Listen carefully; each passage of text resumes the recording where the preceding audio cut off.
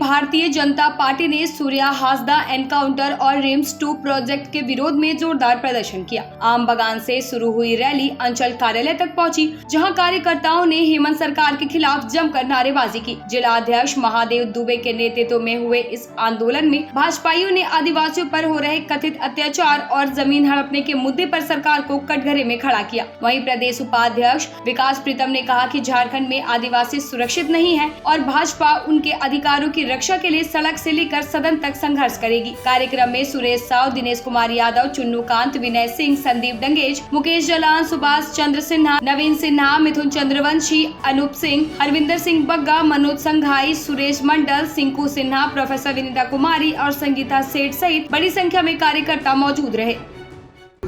आज झारखंड के सभी प्रखंड मुख्यालयों पर भारतीय जनता पार्टी का प्रदर्शन चल रहा है। ये राज्यव्यापी प्रदर्शन है।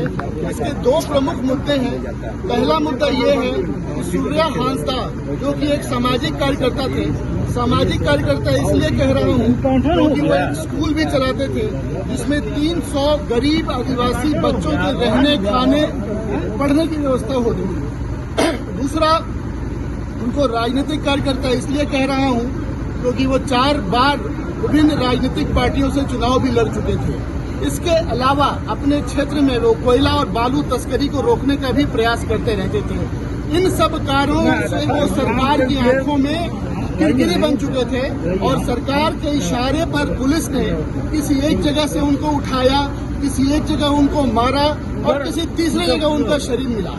ऐसा भारतीय जनता पार्टी ने एक जांच समिति बनाई थी जिसके प्रमुख हमारे पूर्व मुख्यमंत्री श्री अर्जुन मुंडा जी थे। उस जांच समिति ने भी अपने रिपोर्ट में ऐसा पाया है कि सूर्या हासदा जी का जो एनकाउंटर था वो फर्जी था और किसी के इशारे पर उनको मारा गया है। अब जांच में दूध का दूध और पानी का पानी होना चाहिए।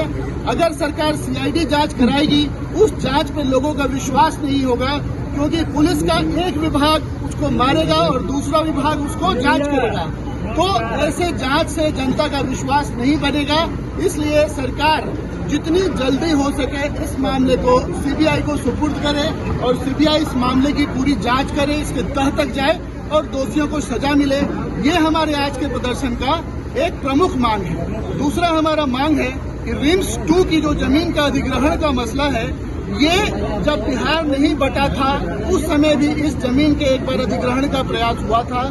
उस समय भी बिहार की तत्कालीन सरकार ने जांच करने के बाद ये पाया था कि ये जमीन आदिवासियों की है, रैयती जमीन है, उपजाऊ है। इस जमीन के ऊपर किसी प्रोजेक्ट का निर्माण नहीं होना चाहिए। उसके बाद ये मामला ठंडा पड़ गया था। लेकिन राज्य में झारखंड मुक्ति मोर्चा कांग्रेस की सरकार जब बनी, सरकार की कुदृष्टि दोबारा इस जमीन पर पड़ी और इस जमीन को सरकार ने अधिग्रहण करने का प्रयास किया। ये सरासर गलत बात है, अनुचित बात है। आसपास बहुत सारी ऐसी जमीनें हैं जहां इस तरह के प्रोजेक्ट्स का कार्य हो सकता है। इसके लिए आदिवासियों की रैयती जमीन, उपजाऊ जमीन को अधिग्रहित करने का कोई कारण नहीं है। इन 2 मांगों को रखकर आज पूरे राज्य में हम लोग प्रदर्शन का आयोजन कर रहे हैं। भारतीय जनता पार्टी गिरिडीह जिला के द्वारा और झारखंड प्रदेश के प्रदेश नेतृत्व के निर्देशानुसार पूरे झारखंड के सभी सरकारी प्रखंडों में, ठीक उसी प्रकार से गिरिडीह जिला के 13 प्रखंड मुख्यालय में भारतीय जनता पार्टी आदिवासियों के सम्मान में उतरे हैं मैदान में। आप सभी जानते हैं कि सूर्या हासदा जो सामाजिक और राजनीतिक कार्यकर्ता थे, झारखंड मुक्ति मोर्चा की सरकार और हेमंत सोरेन की सरकार के इशारे पर सूर्या हासदा को फर्जी इनकाउंटर किया जाता है। जहां पर इनकाउंटर हुआ वहां पर पहले उनको मारा गया और बाद में उनकी गोली मारी गई, उनको इनकाउंटर दिखाया गया। और रिम्स 2 के नाम पर आदिवासियों की रैयती जमीन को यहाँ की सरकार हड़पने की साजिश कर रही है। इसी को लेकर के भारतीय जनता पार्टी आज गिरिडीह प्रखंड मुख्यालय में अपने भारतीय जनता पार्टी के प्रदेश के उपाध्यक्ष श्री विकास प्रीतम जी मुख्य वक्ता हैं, साथ में हमारे जिले के पदाधिकारी हैं, प्रदेश कार्य समिति के सदस्य लोग हैं। मेमोरेंडम को देंगे। मंडल अध्यक्ष, नगर अध्यक्ष, सभी अध्यक्षों की अध्यक्षता में कार्यक्रम हो रहा है। यही मेरा